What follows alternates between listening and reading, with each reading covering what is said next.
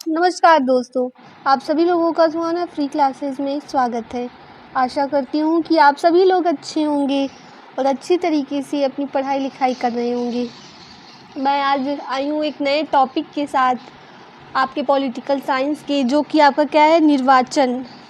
और जो है यह निर्वाचन का टॉपिक आज हम ख़त्म करेंगे पॉलिटिकल साइंस का।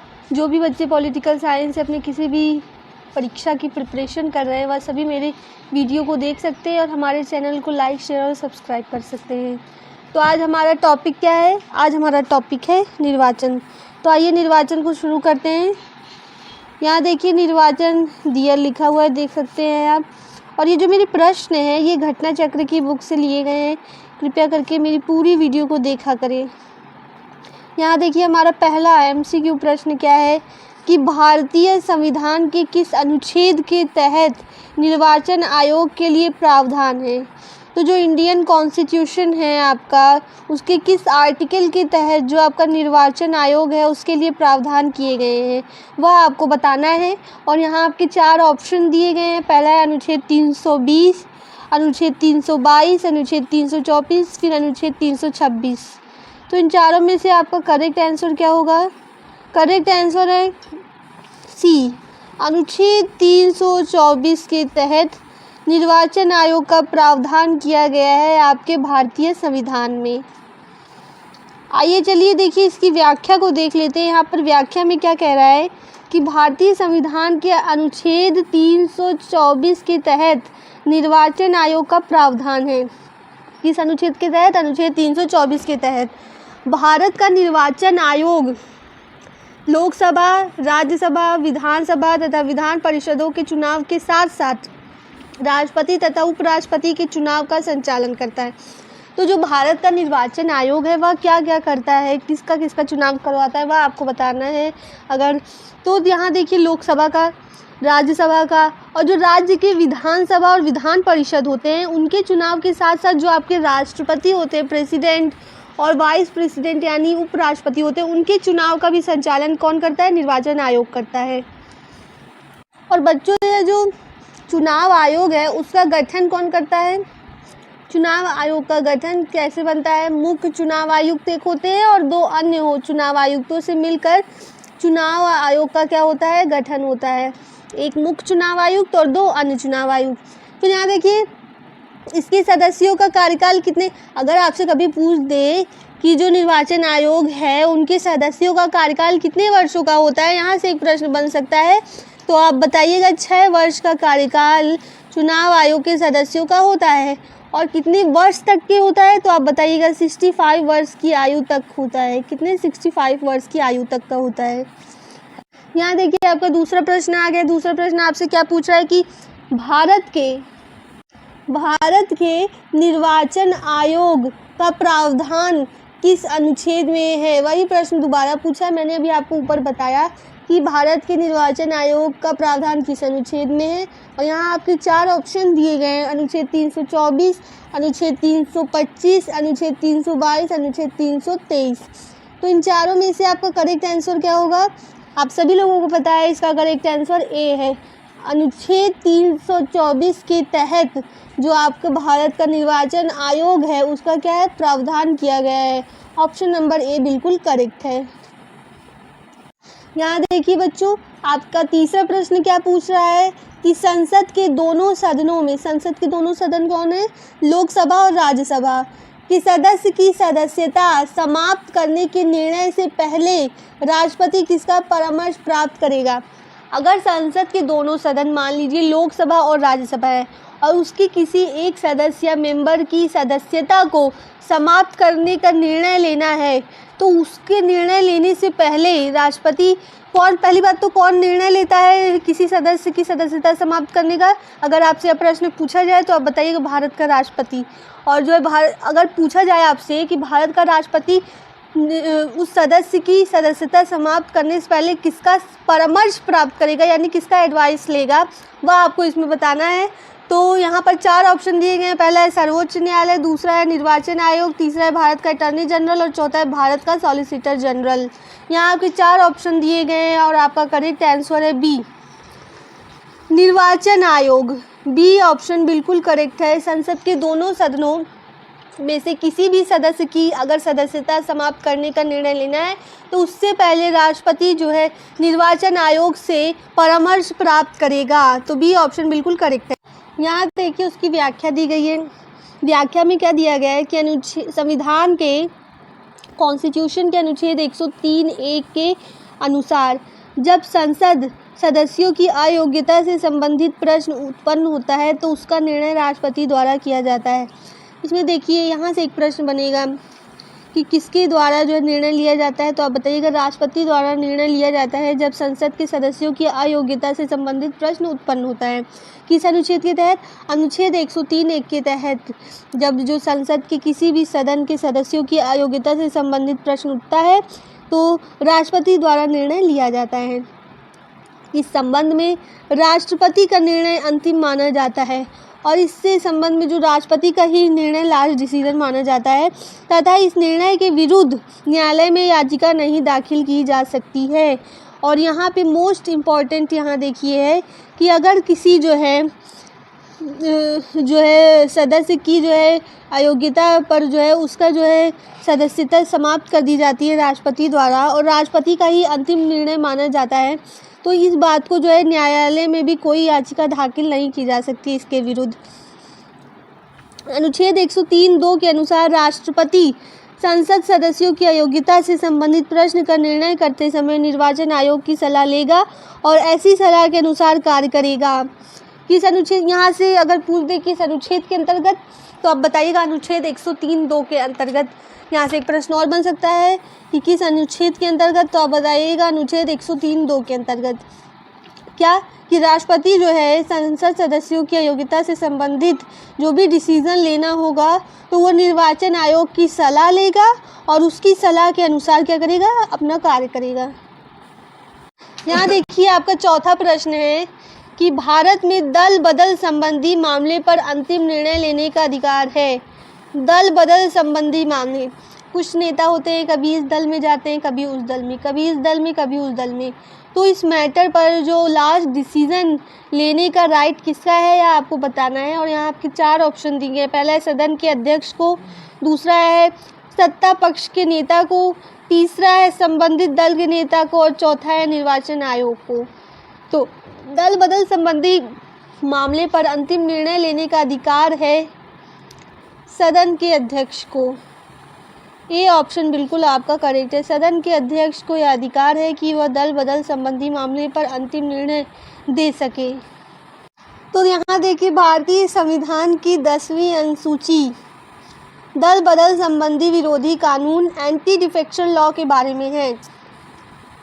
अगर आपसे कोई पूछे कि किस अनुसूची में दल बदल विरोधी कानून एंटी डिफेक्शन लॉ के बारे में है, यहाँ से एक प्रश्न अगर बने तो आप बताइएगा 10वीं अनुसूची में दल बदल विरोधी कानून के बारे में है।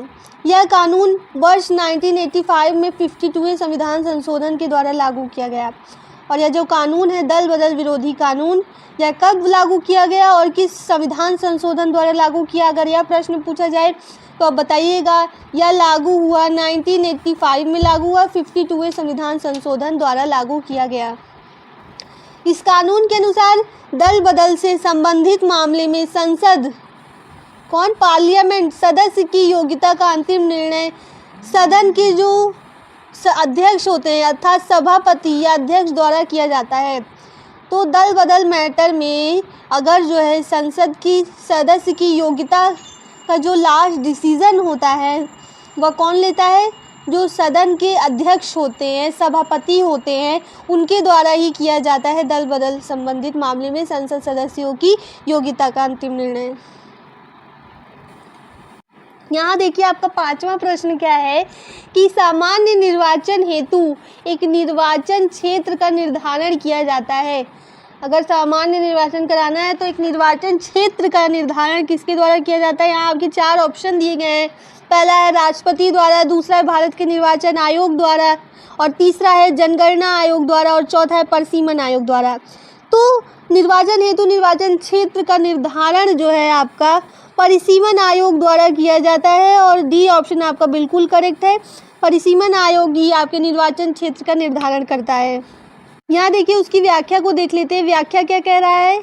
व्याख्या कह रहा है कि संविधान के अनुच्छेद 82 के अनुसार प्रत्येक जनगणना के पश्चात संसद विधि द्वारा परिसीमन अधिनियम को अधिनियमित करती है। किस अनुच्छेद के अंतर्गत? अनुच्छेद 82 के अंतर्गत जब भी जनगणना होती है तो उसके बाद जो संसद विधि द्वारा, संसद के कानून द्वारा परिसीमन अधिनियम को अधिनियमित किया जाता है।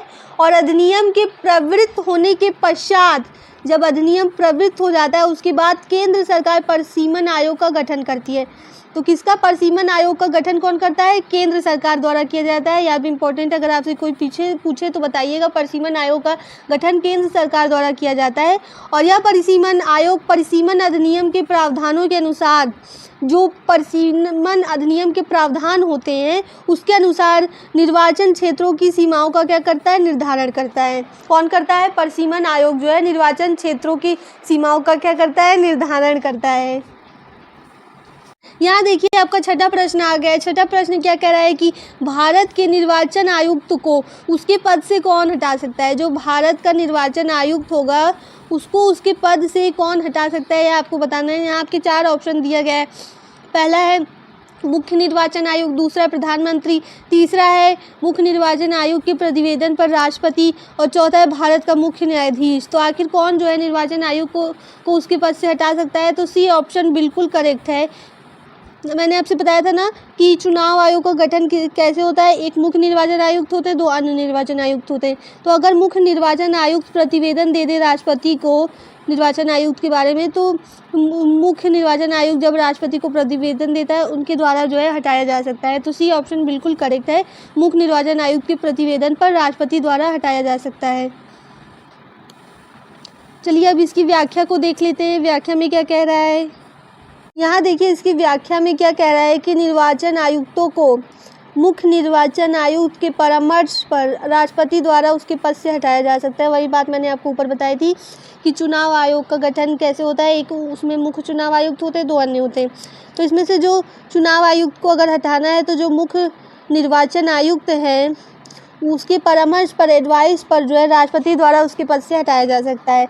जबकि मुख्य चुनाव आयुक्त को उसके पद से नहीं, पद से उन्हीं तरीकों से हटाया जा सकता है जो अनुच्छेद 124(4) में उच्चतम न्यायालय के न्यायाधीशों को हटाने के लिए वर्णित है।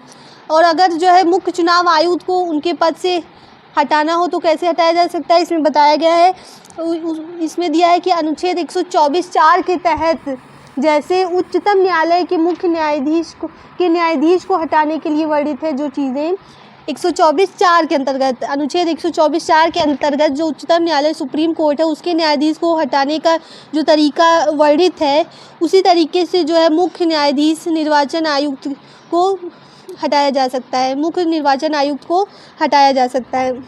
यहाँ देखिए और क्या बोला गया है, इस प्रकार मुख्य निर्वाचन आयुक्त साबित कदाचार या असमर्थता के आधार पर हटाए जाने के लिए संसद के प्रत्येक सदन द्वारा अपनी कुल सदस्य संख्या के बहुमत द्वारा तथा उपस्थित और मत देने वाले सदस्यों में से कम 2/3 बहुमत द्वारा समर्थित समावेदन जो उसी सत्र में राष्ट्रपति द्वारा अनुमोदित कर दिया गया हो द्वारा ही हटाया जाए। कैसे हटाया जाए? संसद के प्रत्येक सदन यानी दोनों सदन, लोकसभा और राज्यसभा द्वारा अपनी कुल सदस्य संख्या के बहुमत द्वारा तथा जो उपस्थित हो उनमें से कितनी बहुमत चाहिए? 2/3 बहुमत से। कितनी? 2/3 बहुमत द्वारा समर्थित समावेदन जो उसी सत्र में राष्ट्रपति द्वारा अनुमोदित कर दिया गया हो हटाया जा सकता है। ठीक है, यह है मुख्य चुनाव आयुक्त को हटाने की प्रक्रिया। संसद के दोनों सदनों द्वारा उपस्थित सदस्यों और मत देने वाले सदस्यों के कम से कम 2/3 बहुमत से पारित होना चाहिए। यहाँ देखिए आपका 7वां प्रश्न आ गया है। 7वां प्रश्न क्या कह रहा है कि मुख्य चुनाव आयुक्त अपने कार्यकाल की समाप्ति से पहले कैसे हटाया जा सकता है। इसमें वही प्रश्न पूछा है कि जो मुख्य चुनाव आयुक्त है तो उसके कार्यकाल समाप्त होने से पहले उसको कैसे हटाया जाए। तो यहाँ आपके 4 ऑप्शन दिए गए हैं। पहला है संघ लोक सेवा आयोग के सदस्यों की तरह, सर्वोच्च न्यायालय के जजों की तरह, तीसरा है सर्वोच्च न्यायालय की संस्तुति पर और चौथा है मंत्रिमंडल की संस्तुति पर। तो मैंने अभी आपको ऊपर इसका करेक्ट आंसर बताया। इसका सही आंसर क्या होगा? जैसे सर्वोच्च न्यायालय के जजों को हटाया जाता है उसी की तरह जो है मुख्य चुनाव आयुक्त को भी अपने कार्यकाल से पहले हटाया जा सकता है। यहाँ देखिए आपका 8वां प्रश्न क्या पूछ रहा है, भारत का प्रथम निर्वाचन आयुक्त कौन था। भारत का प्रथम निर्वाचन आयुक्त पूछा जा रहा है आपसे, वह कौन था? यह इंपॉर्टेंट क्वेश्चन है, इसको याद रखिएगा कि भारत का प्रथम निर्वाचन आयुक्त कौन था। यहाँ आपके 4 ऑप्शन है। पहला है डॉक्टर नगेंद्र सिंह, दूसरा है SP सेन वर्मा, तीसरा है सुकुमार सेन और चौथा है T स्वामीनाथन। तो आपका करेक्ट आंसर क्या होगा? आपका करेक्ट आंसर है सुकुमार सेन। सी ऑप्शन बिल्कुल करेक्ट है। सुकुमार सेन आपके भारत के प्रथम निर्वाचन आयुक्त हैं। कौन? सुकुमार सेन।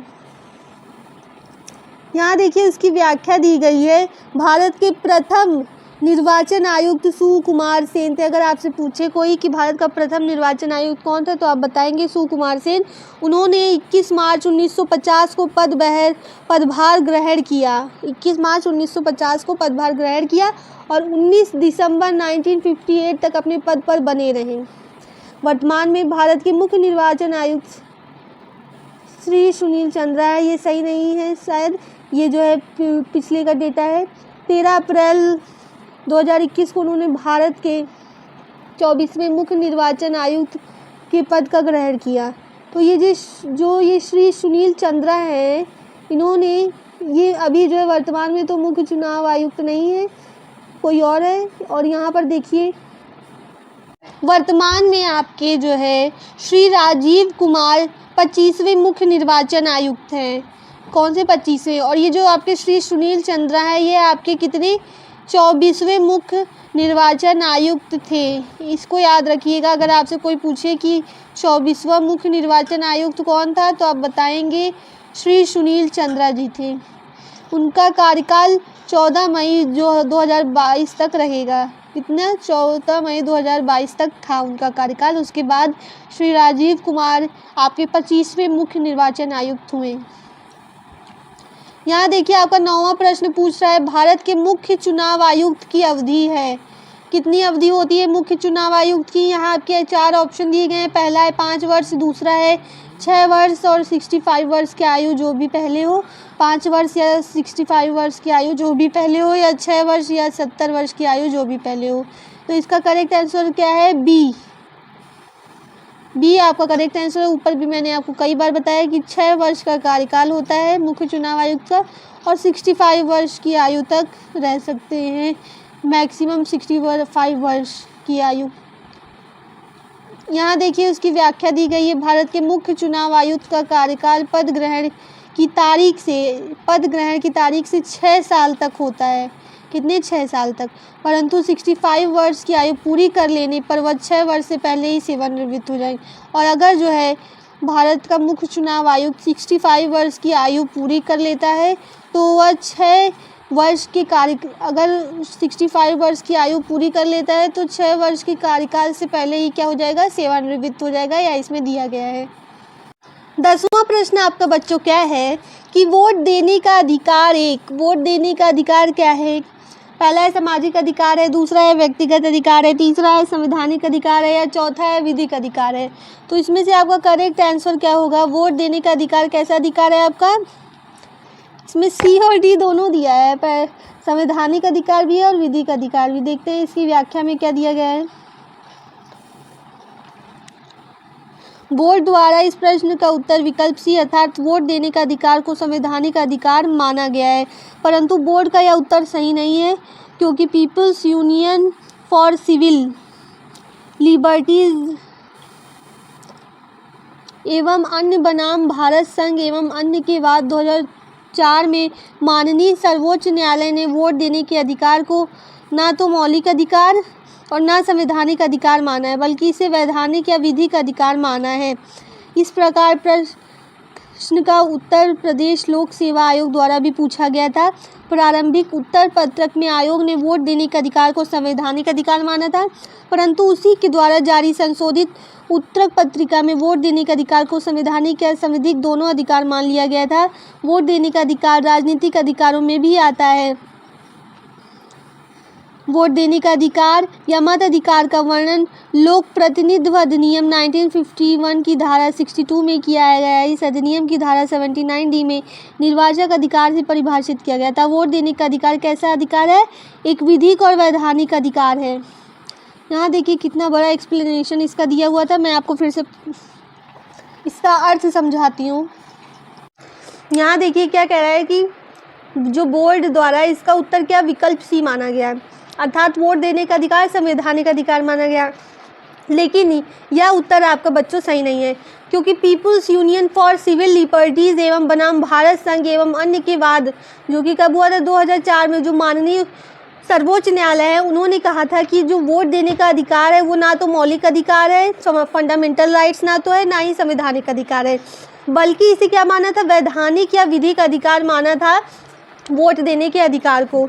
इसी प्रकार का प्रश्न उत्तर प्रदेश लोक सेवा आयोग द्वारा भी पूछा गया था। प्रारंभिक पत्रक में उन्होंने आयोग ने वोट देने के अधिकार को संवैधानिक अधिकार माना, लेकिन उसके बाद अपने संशोधित उत्तर पत्रक में वोट देने के अधिकार को संवैधानिक एवं संविधिक दोनों अधिकार मान लिया गया था।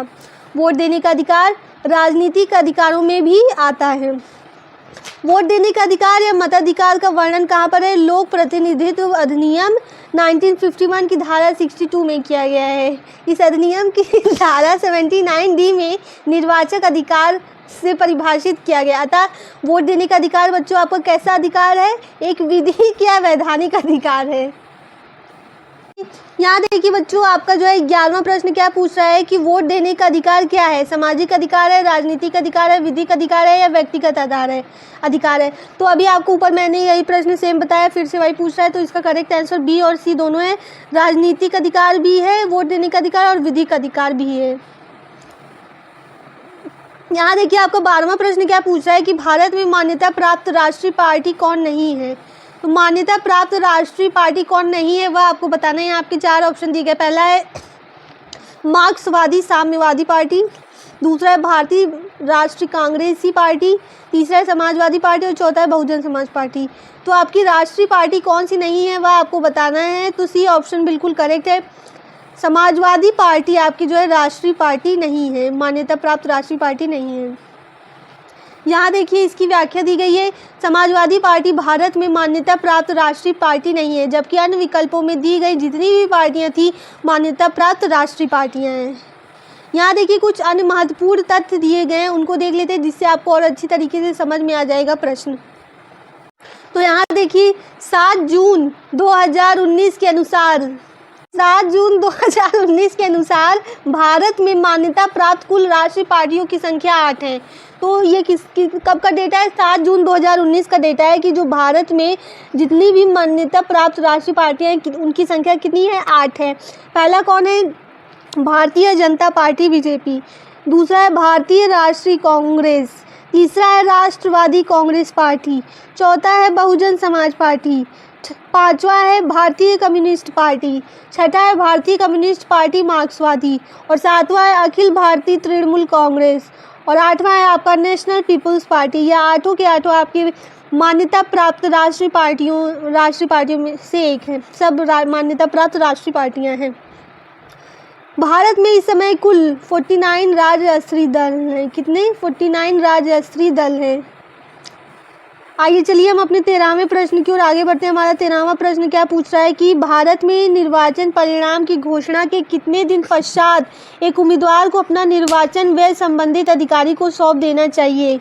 तो अगर निर्वाचन परिणाम आपकी घोषणा हो जाती है तो कितने दिन के बाद जो एक उम्मीदवार होता है उसको अपने निर्वाचन व्यय संबंधित अधिकारी को सौंप देना चाहिए। तो यहाँ आपके 4 ऑप्शन दिए गए। पहला है 20 दिन, दूसरा है 30 दिन, फिर तीसरा है 40 दिन और फिर चौथा है 50 दिन। तो आपका करेक्ट आंसर क्या है, बी। करीब 1 महीने में यानी 30 दिन में जो है उम्मीदवार को अपना निर्वाचन व्यय संबंधित अधिकारी को सौंप देना चाहिए निर्वाचन परिणाम की घोषणा के 30 दिन बाद। यहाँ देखिए उसकी व्याख्या दी गई है कि लोक प्रतिनिधित्व अधिनियम 1951 की धारा 78 के अनुसार भारत में निर्वाचन परिणाम की घोषणा के 30 दिन के अंदर उम्मीदवार को स्वयं अथवा अपने प्राधिकृत प्रतिनिधि द्वारा अपना निर्वाचन व्यय संबंधित अधिकारी जिला निर्वाचन ऑफिसर को सौंप देना चाहिए। यहाँ देखिए अगर पूछा जाए किसके द्वारा, लोक प्रतिनिधित्व अधिनियम 1951 द्वारा धारा कौन सी धारा, धारा 78 के अनुसार जो भारत में अगर निर्वाचन परिणाम की घोषणा हो जाती है तो उसके 30 दिन के अंदर, कितने 30 दिन के अंदर उम्मीदवार को स्वयं या अपने प्रतिनिधि द्वारा अपना निर्वाचन व्यय संबंधित अधिकारी यानी जो जिला निर्वाचन ऑफिसर होता है जिला लेवल पर उसको सौंप देना चाहिए। देखिए आपका 14वां प्रश्न क्या है कि भारत में एक राजनीतिक दल को मान्यता प्रदान की जाती है इसके द्वारा। तो एक राजनीतिक दल को अगर मान्यता प्राप्त करनी है तो किसके द्वारा प्रदान की जाती है? यहाँ आपके 4 ऑप्शन है। पहला है चुनाव आयोग, दूसरा है उच्चतम न्यायालय, तीसरा है संसद और चौथा है राष्ट्रपति। तो आपका करेक्ट आंसर क्या होगा? आपका करेक्ट आंसर है ए आपका करेक्ट आंसर है। चुनाव आयोग द्वारा भारत के राजनीतिक दल को मान्यता प्रदान की जाती है। यहाँ देखिए व्याख्या दी गई है, उसको देख लेते हैं जिससे आपको और अच्छी तरीके से समझ में आ जाएगा। भारत में राजनीतिक दलों को मान्यता चुनाव आयोग द्वारा प्रदान की जाती है। तो जो आपकी पॉलिटिकल पार्टीज़ होती हैं, राजनीतिक दल होते हैं, उनको किनके द्वारा मान्यता दी जाती है? तो चुनाव आयोग के द्वारा, यह याद रखिएगा, उनको मान्यता दी जाती है। चुनाव चिन्ह होता है अगर कोई पॉलिटिकल पार्टी होती है तो चुनाव चिन्ह आरक्षण एवं आवंटन आदेश 1968 के तहत राजनीतिक दलों मान्यता देने का प्रावधान किया गया है। किसके अंतर्गत? चुनाव चिन्ह आदेश 1968 के अंतर्गत के तहत राजनीतिक दलों मान्यता देने का प्रावधान किया गया है। अगर आपसे पूछा जाए किस आदेश के अंतर्गत, तो बताइएगा चुनाव चिन्ह आदेश 1968 के द्वारा। यहाँ देखिए फिर क्या है, भारत में स्वतंत्र एवं निष्पक्ष चुनाव कराने के लिए संविधान के अनुच्छेद 324 में निर्वाचन आयोग का प्रावधान किया गया। मैंने आपको ऊपर कई बार बताया कि निर्वाचन आयोग का प्रावधान किस अनुच्छेद के अंतर्गत किया गया है, तो आप बताइएगा अनुच्छेद 324 के अंतर्गत। इसमें क्या कहा? जिसमें एक मुख्य निर्वाचन आयुक्त तथा अन्य निर्वाचन आयुक्त होंगे जिसकी संख्या समय समय पर राष्ट्रपति द्वारा निर्धारित की जा सकती है। तो निर्वाचन आयुक्त में कितने लोग रहेंगे? निर्वाचन आयुक्त में एक मुख्य निर्वाचन आयुक्त होगा तथा अन्य निर्वाचन आयुक्त होंगे, जिनकी जो अन्य निर्वाचन आयुक्त होंगे वह कितने होंगे? 2 होंगे, 3 होंगे। उनकी संख्या किसके द्वारा निर्धारित की जा सकती है? या प्रश्न अगर आपसे पूछे कि निर्वाचन आयुक्त की संख्या किसके द्वारा समय समय पर निर्धारित की जा सकती है, तो आप बताएंगे राष्ट्रपति द्वारा यह किया जा सकता है। निर्वाचन आयुक्त की संख्या समय समय पर उनके द्वारा निर्धारित की जा सकती है। यहाँ देखिए आपके चुनाव आयोग के कार्य दिए गए हैं, उनको देख लेते हैं। चुनाव आयोग के कार्य क्या होते हैं? संसद, राज्य विधायिका, राष्ट्रपति एवं उपराष्ट्रपति के चुनाव एवं उप चुनाव को संपन्न कराना एवं निरीक्षण करना, यह किसका कार्य होता है? चुनाव आयोग का। फिर देखिए आपका दूसरा पॉइंट है मतदाता सूची तैयार करना, पुनरीक्षण करना तथा नवीकरण करना, यह सभी काम क्या है? चुनाव आयोग के। चुनाव क्षेत्रों का पुनर्निर्धारण करना, या भी चुनाव क्षेत्रों को फिर से निर्धारण करना, यह काम भी किसका है? चुनाव आयोग का कार्य है। राजनीतिक दलों, उम्मीदवारों तथा मतदाताओं के लिए दिशा निर्देशन करना, यानी इंस्ट्रक्शन देना राजनीतिक दलों और उसके उम्मीदवार और फिर जो मतदाता हैं उनके लिए, अभी चुनाव आयोग का ही कार्य है। चुनाव में खर्च किए जाने वाली धन की सीमा को तय करना, यह कार्य भी किसका है? चुनाव आयोग का कार्य है। फिर यहाँ देखिए पॉइंट है आपका कि राजनीतिक दलों को मान्यता देना और चुनाव चिन्हों का निर्धारण करना। तो मान्यता देने का कार्य और चुनाव चिन्हों का निर्धारण करने का कार्य भी दलों का किसका कार्य है? चुनाव आयोग का कार्य है। फिर यहाँ देखिए लास्ट पॉइंट है निर्दलीय उम्मीदवारों के लिए स्वतंत्र चिन्हों की सूची तैयार करना, यह कार्य भी आपका चुनाव आयोग का कार्य है। 15वां देखिए आपका क्वेश्चन क्या पूछ रहा है कि राज्य निर्वाचन आयुक्त अदपस्त किया जा सकता है। तो राज्य निर्वाचन आयोग किसके द्वारा अदपस्त किया जा सकता है? यहाँ आपके 4 ऑप्शन दिए गए हैं। पहला है राज्य के राज्यपाल द्वारा, दूसरा राज्य के विधानसभा के द्वारा, तीसरा है मुख्यमंत्री द्वारा जारी आदेश के द्वारा, फिर चौथा है उच्च न्यायालय के न्यायाधीश को अदपस्त करने की प्रक्रिया के समान प्रक्रिया के द्वारा। तो राज्य निर्वाचन आयोग को कैसे अदपस्त किया जा सकता है? यहाँ आपके डी ऑप्शन बिल्कुल करेक्ट है। उच्च न्यायालय के न्यायाधीश को अदपस्त करने की जो प्रक्रिया होती है, यानी हाई कोर्ट के जो जज होते हैं, न्यायाधीश होते हैं, उनको अदपस्त करने की जो प्रक्रिया होती है, वही समान प्रक्रिया के द्वारा राज्य निर्वाचन आयुक्त को भी अदपस्त किया जा सकता है। यहाँ देखिए उसकी क्या दी गई है, व्याख्या दी गई है, उसको अच्छी तरीके से देख लेते हैं। संविधान के 73वें संविधान संशोधन द्वारा अंततः स्थापित अनुच्छेद 243(t)(2) के अनुसार राज्य निर्वाचन आयुक्त को उसके पद से उसी रीति से और उन्हीं आधारों पर हटाया जाएगा जिस रीति से जिन आधारों पर उच्च न्यायालय के न्यायाधीश को हटाया जाता है। अन्यथा राज्य निर्वाचन आयुक्त की सेवा की शर्तों में उसकी नियुक्ति के पश्चात कोई अलाभकारी परिवर्तन नहीं किया जाएगा। तो अगर आपसे पूछे किस संविधान संशोधन द्वारा जो है यह हुआ है, तो आप बताइएगा 73वें संविधान संशोधन द्वारा स्थापित कौन सा अनुच्छेद, अनुच्छेद 243(2) के अनुसार, जैसे राज्य निर्वाचन आयुक्त को उसकी पद से कैसे हटाया जा सकता है, जैसे उच्च न्यायालय के न्यायाधीश को हटाया जाता है, अन्यथा नहीं। और राज्य निर्वाचन आयुक्त की सेवा की शर्तों में उसकी नियुक्ति के पश्चात कोई परिवर्तन नहीं किया जाएगा। यहाँ देखिए कुछ अन्य महत्वपूर्ण तथ्य दिए गए हैं, उनको देख लेते हैं। अनुच्छेद 243(1) के अनुसार पंचायतों के लिए कराए जाने वाले सभी निर्वाचनों के लिए निर्वाचक नामावली तैयार कराने का और उन सभी निर्वाचनों के संचालन, अधिक्षण, निर्देशन और नियंत्रण एक राज्य निर्वाचन आयोग में निहित होगा, जिसमें राज्यपाल द्वारा नियुक्त किया गया एक राज्य निर्वाचन आयुक्त होगा। यहाँ देखिए इस पॉइंट में क्या दिया गया है कि किस अनुच्छेद के अंतर्गत, अनुच्छेद 253(1) के अनुसार जो पंचायत में निर्वाचन करवाए जाते हैं तो उसके निर्वाचक में जितनी भी चीज़ें आती हैं, नामावली तैयार करना, निर्वाचनों के संचालन में, तो राज्य निर्वाचन आयुक्त में ही क्या होगा, वह निहित होगा, और जो जिसमें राज्यपाल द्वारा नियुक्त किया गया एक राज्य निर्वाचन आयुक्त होगा। यहाँ देखिए दूसरा पॉइंट आपका क्या है कि भारत निर्वाचन आयोग का राज्य स्तरीय प्रतिनिधि राज्य का मुख्य निर्वाचन अधिकारी होता है। तो निर्वाचन आयोग का अगर राज्य के स्तर पर कोई प्रतिनिधित्व करता है तो वो राज्य का मुख्य निर्वाचन अधिकारी करता है। यहाँ देखिए आपका 16वां प्रश्न क्या पूछ रहा है कि राष्ट्रीय पार्टी की श्रेणी प्राप्त करने के लिए किसी भारतीय राजनीतिक पार्टी को कम से कम कितने राज्यों से मतों के आधार पर राज्य स्तरीय पार्टी की मान्यता प्राप्त करना आवश्यक है। तो कितने राज्यों से मतों के आधार पर राज्य स्तरीय पार्टी को मान्यता प्राप्त करना आवश्यक है वह आपको बताना है। यहाँ आपके 4 ऑप्शन दिए गए, पहला 3, दूसरा है 4, फिर तीसरा है 5 और चौथा है 6। तो यहाँ पर करेक्ट आंसर क्या है आपका बी कम से कम 4 राज्यों से अगर किसी भी पार्टी को राष्ट्रीय पार्टी की श्रेणी प्राप्त करनी है तो उस भारतीय राजनीतिक पार्टी को कम से कम 4 राज्यों से मतों के आधार पर राज्य स्तरीय पार्टी की मान्यता प्राप्त करना आवश्यक है। यहाँ देखिए उसकी व्याख्या दी गई है, उसको भी देख लेते हैं। व्याख्या में क्या है कि किसी राजनीतिक पार्टी को राष्ट्रीय पार्टी के रूप में निर्वाचन आयोग द्वारा तभी स्वीकृति प्रदान की जाती है जबकि निम्नलिखित 3 शर्तों में से कोई एक पूरी होती है। अगर कोई पॉलिटिकल पार्टी है तो उसको राष्ट्रीय पार्टी, नेशनल पार्टी निर्वाचन आयोग द्वारा कब स्वीकृति प्रदान की जाती है। यहाँ 3 शर्तें दी गई हैं, अगर तीनों शर्तों में से कोई एक भी पूरी कर लेता है तो वह जो है राष्ट्रीय पार्टी के रूप में निर्वाचन आयोग द्वारा स्वीकृति प्रदान की जाती है। यहाँ देखिए पहला पॉइंट क्या है, उस राजनीतिक पार्टी को किन्हीं 4 या अधिक राज्यों से गत लोकसभा चुनाव या उन राज्यों के विधानसभा चुनाव में पड़े कुल वैध मतों का कम से कम 6% मत और साथ ही कम से कम 4 लोकसभा सीटें प्राप्त हों।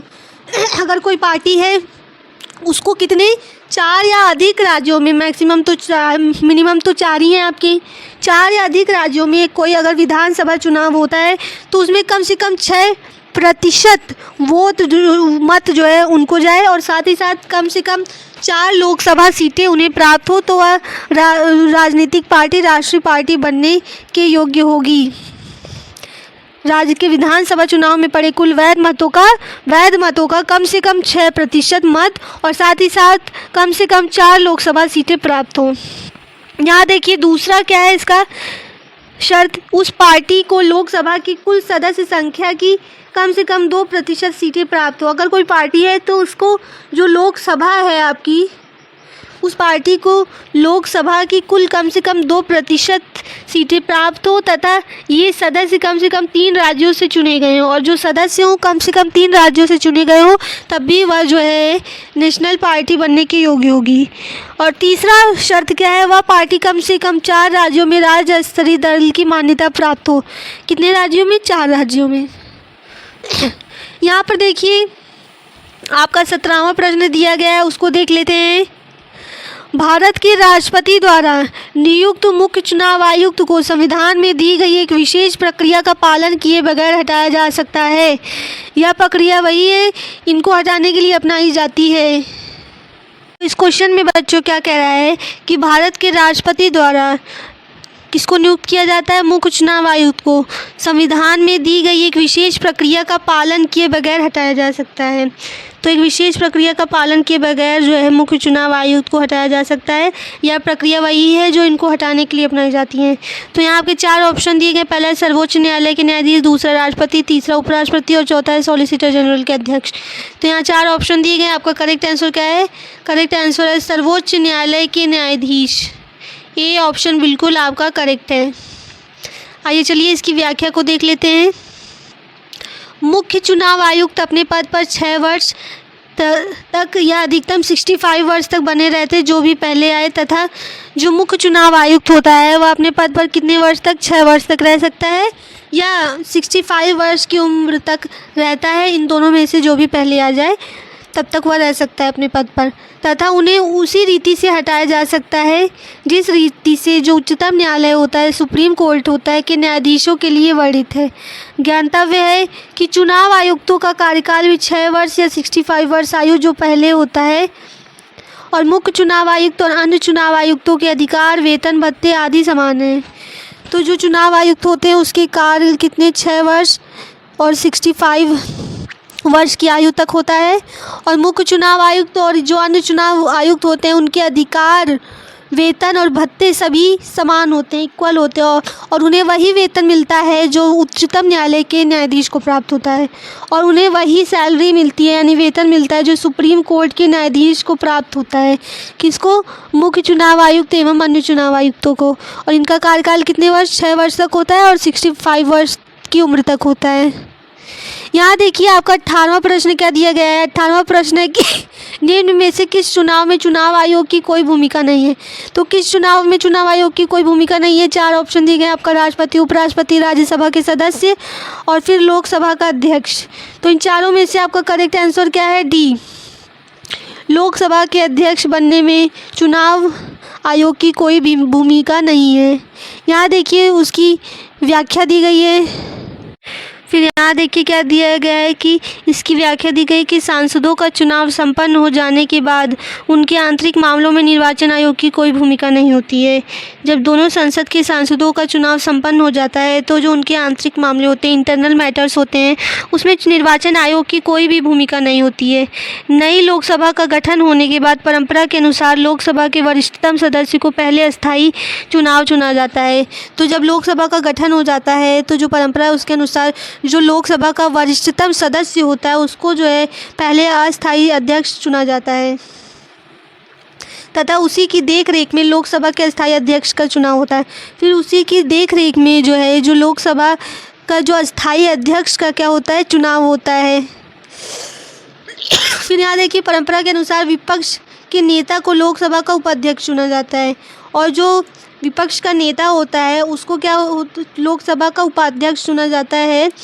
और इसी प्रकार अध्यक्ष, उपाध्यक्ष एवं मंत्रिमंडल के परामर्श से लोकसभा की अन्य समितियों का गठन किया जाता है।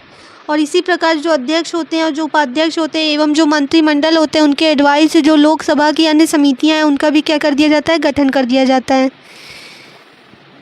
यहाँ देखिए कुछ अन्य महत्वपूर्ण तथ्य दिए गए हैं। पहला पॉइंट है क्या है कि राष्ट्रपति, उपराष्ट्रपति, सांसदों तथा विधायकों का चुनाव भारत का निर्वाचन आयोग अपनी देख रेख में क्या करता है? संपन्न करवाता है।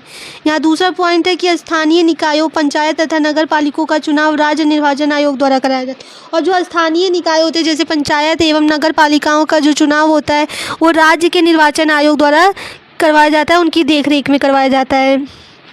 तो यहाँ पर हमारे सारे प्रश्न समाप्त होते हैं। निर्वाचन आयोग से संबंधित जितने भी प्रश्न बन सकते थे इम्पॉर्टेंट, वह सभी मैंने आपको करवा दिए हैं। आशा करती हूँ कि आपको मेरे प्रश्न अच्छे लगे होंगे और पूरा जो निर्वाचन टॉपिक है वो अच्छी तरीके से आपको समझ में आ गया होगा। अगर आपको मेरा वीडियो अच्छा लगा हो तो कृपया करके मेरी पूरी और भी पुराने वीडियोज़ को देखें और हमारे चैनल को लाइक, शेयर और सब्सक्राइब करें। Thank you very much.